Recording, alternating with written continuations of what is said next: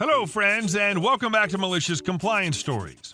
No matter how entitled you are, what kind of idiot drives a car without having his driver's license with him? I would actually be a hell of a lot more concerned about his attitude towards safety issues. Logging's a risky business. But before we begin, best way to support our channel is to leave comments, like, and subscribe with the turned-on bell so you don't miss the new video every single day. Fire me? Good luck getting a new job. So this story was 22 years ago, but I remember it very well. I was working at a large-sized toy store that's no longer around. I was hanging out with a friend at his house when a friend of his came over and she was in tears. I worked with both of these people at the toy store. The girl who was crying was dating one of the managers at the store and they'd just broken up. I spent all night consoling her, even though I really didn't like her, but apparently he was cheating on her and I felt bad for her. Anyway, the next day the manager called me at the store when I was working and chewed me out and fired me for telling lies. He could get away with it because the woman he was cheating with was the store manager. It was an open secret kind of thing. Now, I don't recall mentioning what happened that night, but I figured that I was fired, so I walked out and tried to find a new job. Anyway, I heard through the grapevine later that he was stealing PS2s and selling them to people out of the back of the store and pocketing the money himself. Well, apparently that was something that his store manager girlfriend didn't know about, and he got fired and she got demoted. Anyway, a bit after this happened, I ran into him at another toy store that he was looking for a job at. He starts talking to me like he and I were friends, and it took all of my patience not to wring his neck then and there. Anyway, I leave the store and I wait until he leaves, and then I ask to speak to the manager of that store. I tell him exactly what happened at the store we both worked at. I don't know if what I did had any effect on his not getting hired there, but I never saw him working there. What I do know is that he got a job at a new place, and when I saw him working there, I found the store manager there and mentioned what happened at the other store. I never saw him working there again. Yes, it's petty, but damn it, it felt good. And our second story, 32 cheeseburgers and a free Philly cheesesteak. I worked at a smallish McDonald's in and around 2005, which was situated in the parking lot of a big box store complex. I covered mainly lunch shifts during the summer before transitioning to night shifts after school started back up.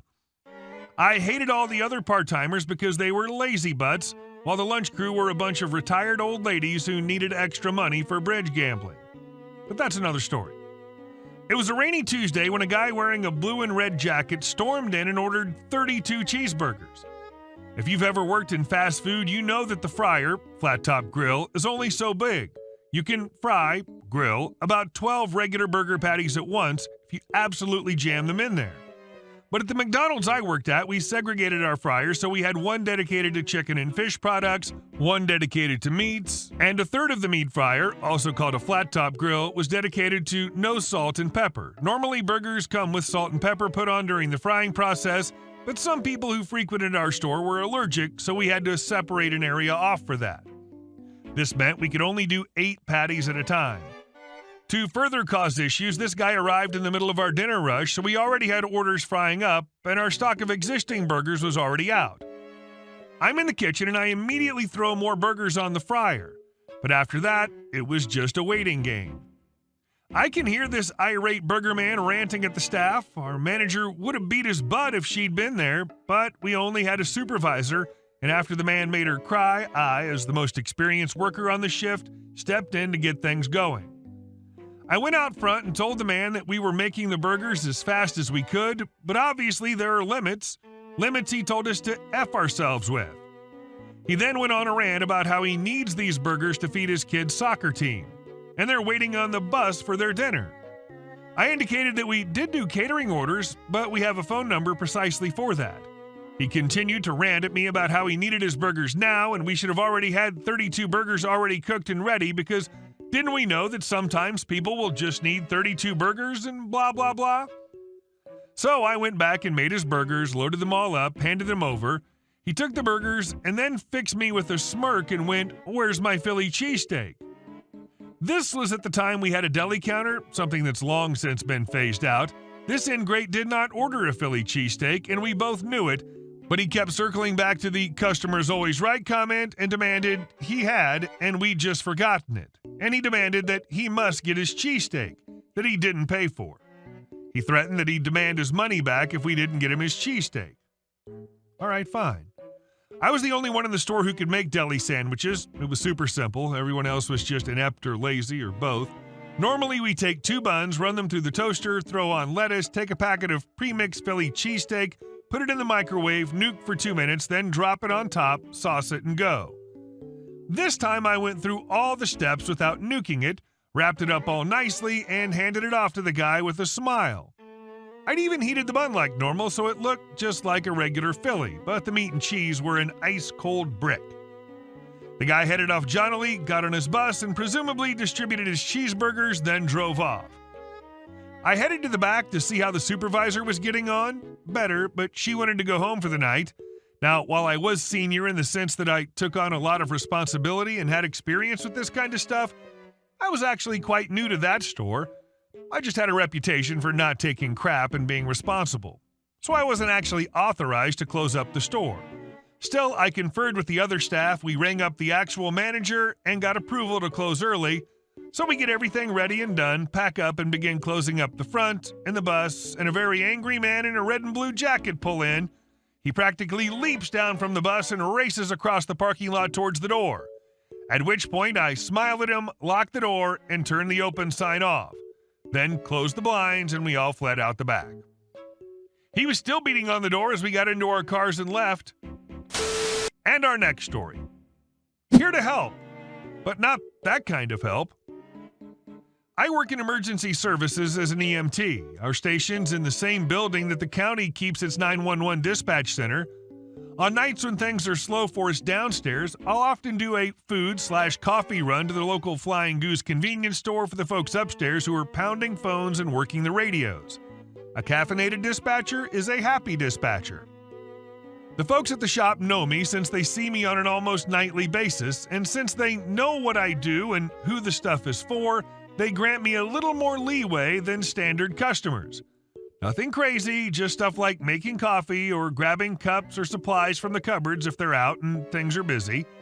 Little things that save us both time because they can keep doing what they're doing and I can get back out the door. This night, me and my partner stop to put gas in the ambulance and I run inside to get everyone's food and find out they're out of coffee. No big deal. There's a large cluster of people waiting around the food counter, so instead of bothering the employees, I just get to work starting a few pots.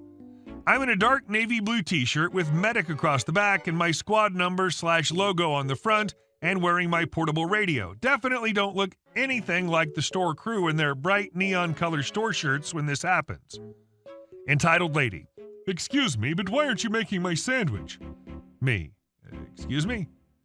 EL. Don't look at me like that. I've been standing here for 20 minutes while you were on break, and now you're gonna hide over here instead of making my food? Me. Laughing. You can't be serious right now. EL getting shrill.